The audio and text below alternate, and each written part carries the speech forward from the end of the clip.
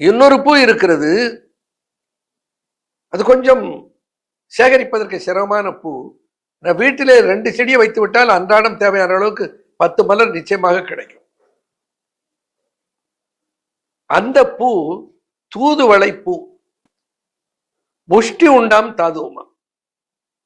கையாண்டா என்ன பண்ணுவான், முஷ்டி கிடைக்கும், நல்ல சரீர பலம் கிடைக்கும், நல்ல தாது உற்பத்தி, விந்து உற்பத்தி கிடைக்கும்.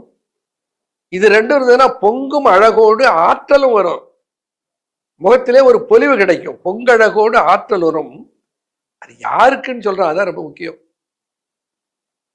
நம்ம மாதிரி ஒரு 70-80 வயதுல இருப்பவர்களுக்கு என்று அந்த பாடலை எழுதுறாருன்னு நினைக்கிறேன் நான். என்ன சொல்றார், முட்டை நரைத்து, ஒண்ணு கூட கருப்பு கிடையாது, மொத்தமும் வெள்ளையா போச்சு. முட்டை நரைத்து முதிர்ந்தவனை, அவன் வயோதிகன், அவன் முட்டை நரைத்து விட்டது, முதிர்ந்தவனாகி விட்டான்.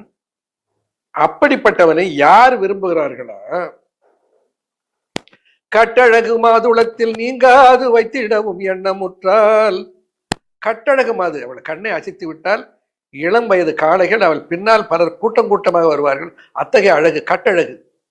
இந்த கட்டழகு மாது அந்த காளைகளை பார்க்காமல் இந்த கிழவனை பார்ப்பால், இந்த கிழவன் எப்பொழுது வருவான் என்று அவனுக்காக ஏங்குவாள். அப்படி தாம்பத்தியத்தில் ஒரு நேர்த்தியை தருகிற வல்லமை எதற்கு இருக்குதா? இந்த தூதுவளை மலருக்கு இருக்கிறது.